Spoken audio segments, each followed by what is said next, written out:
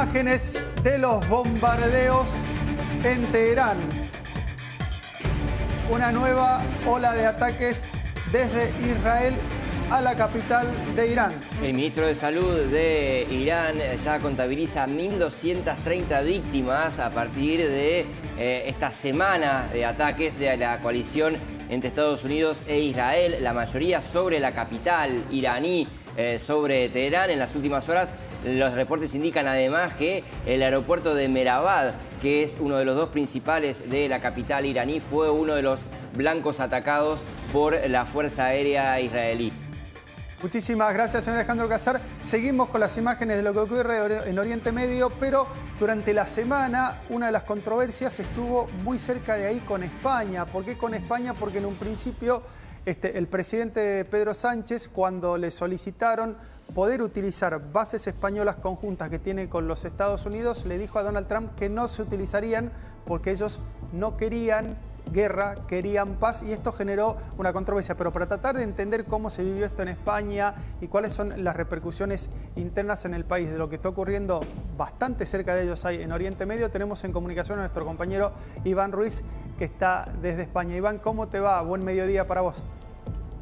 Hola José, buenos días por allá. ¿Cómo están? ¿Todo bien? Bien, por suerte. Nosotros vemos esto desde lejos, Iván, pero ustedes estando ahí, ¿lo sienten cercano o no?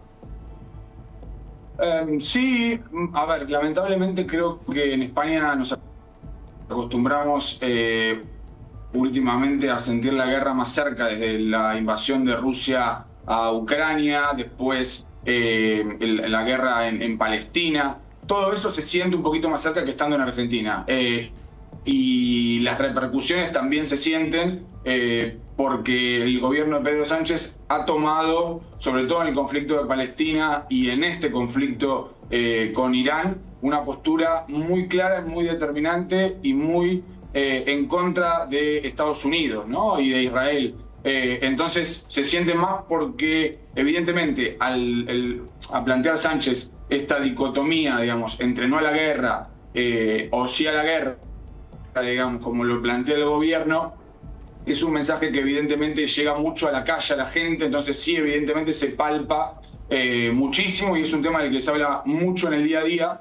E incluso te diría que el gobierno de Sánchez es un gobierno muy polémico acá y tiene muchos problemas para poder subsistir en su día a día parlamentario, y ese tema y esos problemas se han quedado bastante enterrados esta semana con las intervenciones del presidente Pedro Sánchez, muy astuto para plantear estos temas por sobre otros que le son mucho más incómodos en términos de política local, ¿no?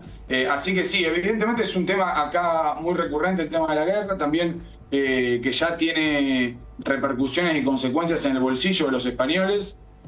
Cuando se subió al atril en la Moncloa, Pedro Sánchez deslizó, entre otras cosas que dijo, la posibilidad de anunciar medidas económicas para paliar de alguna manera lo que podían ser las consecuencias de la guerra, y esas consecuencias hoy ya las vemos porque en los principales medios españoles están hablando de un aumento en el combustible en todas las estaciones de servicio de España de entre el 7 y el 12%, con lo cual no nos extrañemos que, siguiendo un poco esa política populista del gobierno de Pedro Sánchez, esta semana tengamos desde la Moncloa anuncios de medidas económicas paliativas para la gente, ¿no? Algún subsidio, algún beneficio para que no se sienta tanto el golpe de la inflación después del aumento de lo que es el petróleo, ¿no? Bueno, Iván, pero este tema del petróleo no afecta solamente a España, sino que casi a todo el mundo, ¿no? El aumento que se ha dado en el precio del barril del petróleo, trasladando obviamente el precio a las demás cosas.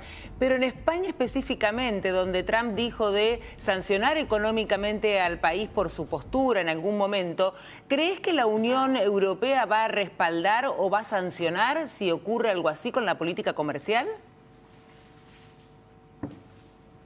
Bueno, la Unión Europea hace equilibrio, igual que hace equilibrio Pedro Sánchez, ¿no? El gobierno español ha sabido aprovechar estos huecos que le deja la legislación europea en su pacto y en su convenio y en sus acuerdos con Estados Unidos. Ya ocurrió cuando hace poco menos de un año Pedro Sánchez se había negado a aumentar el presupuesto en defensa en la cumbre de la OTAN en La Haya, lo que fue el primer enfrentamiento con Donald Trump. No sé si se acuerdan que él quería que todos los países de la Unión Europea aumentaran el 5% del presupuesto en defensa.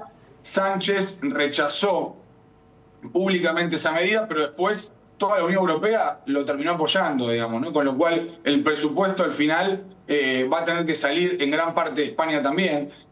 Y en este caso, puntualmente, hay grietas también, porque Trump habló de una especie de embargo a España, de dejar de comprarle a España. Pero eso técnicamente los expertos con los que hablé me dicen muy difícil, prácticamente imposible, porque los acuerdos de Estados Unidos son con la Unión Europea. Claro, entonces, no puede deshacer un acuerdo con la Unión Europea y no le va a dejar, no puede decirle a los americanos, a ver, el aceite de oliva español no lo consuman más, porque no apoya la guerra en Irán. Entonces, a Sánchez de alguna manera le sale barato plantarse en contra de Trump, convertirse, como dijo el Financial Times esta semana, en la némesis de Trump. Sí.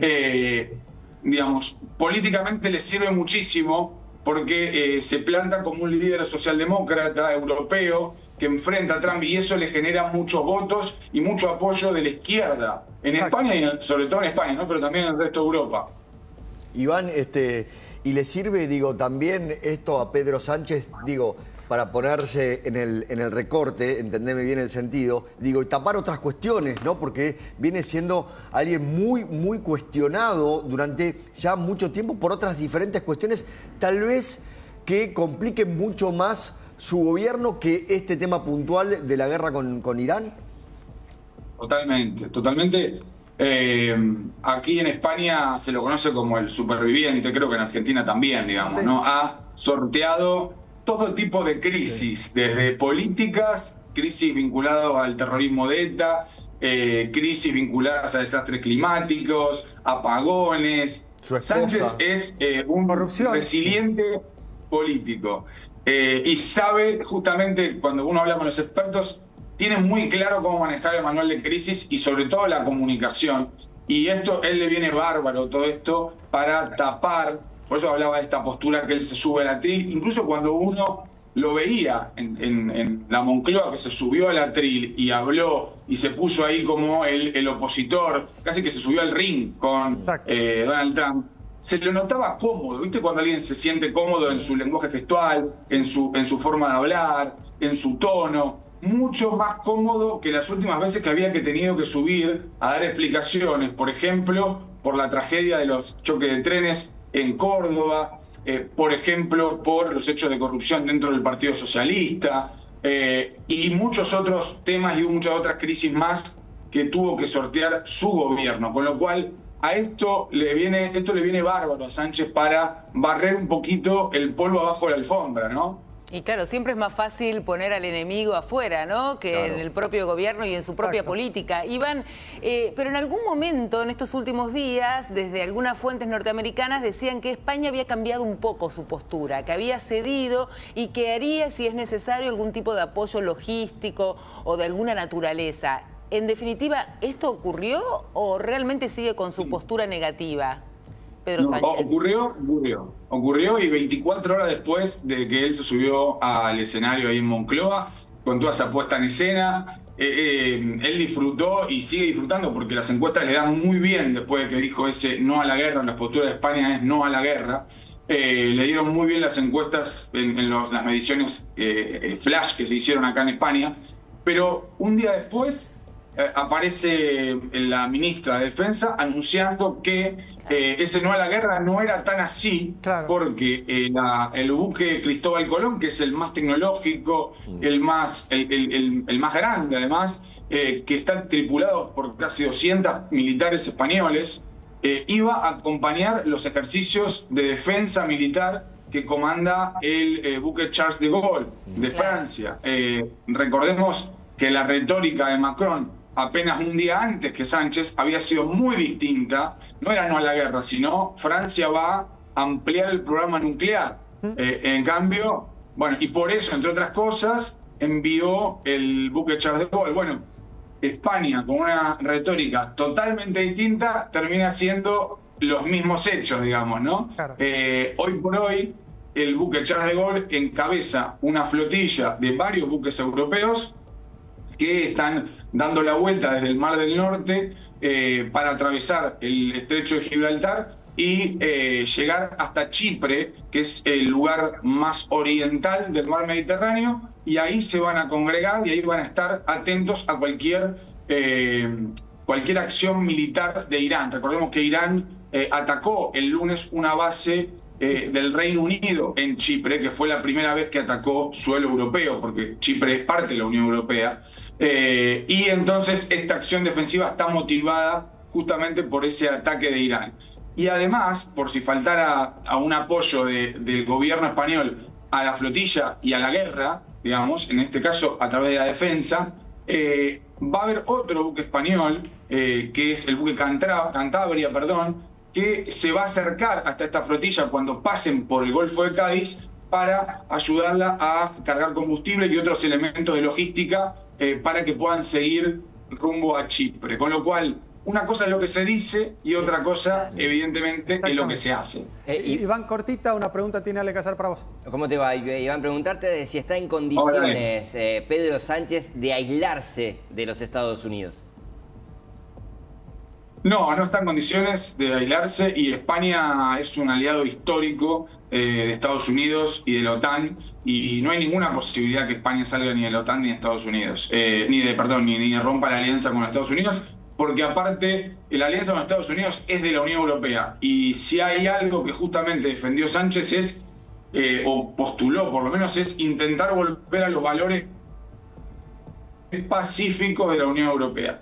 Una Unión Europea que por primera vez en su corta historia está siendo en estos últimos años amenazada militarmente y que estamos viendo todos cómo reacciona, porque primero fue la amenaza de Rusia cuando invadió Ucrania, después se encendieron algunas alarmas cuando fue la guerra en Palestina y ahora incluso estamos hablando de un primer ataque con un dron sobre Chipre, con lo cual no se descarta futuro nuevos ataques y hay que ver cómo actúa la Unión Europea.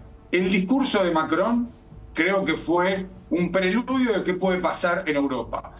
Macron es una voz mucho más escuchada que Sánchez en Bruselas y él habló con un tono casi militar, incluso su discurso fue de una base militar, una base naval en Francia, con lo cual Europa está muy atento a lo que pueda ocurrir más allá de lo que haga España y no veo ninguna posibilidad de que España se desmarque de eso para romper su alianza militar Unión Europea, OTAN y Estados Unidos.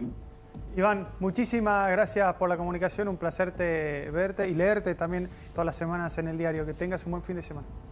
Gracias, buenos días para todos. Muchísimas gracias. Cerramos por un ratito lo que es la guerra, pero cualquier información urgente vamos a estar volviendo minuto a minuto con esos. Pero en la madrugada argentina finalmente se corrió la clasificación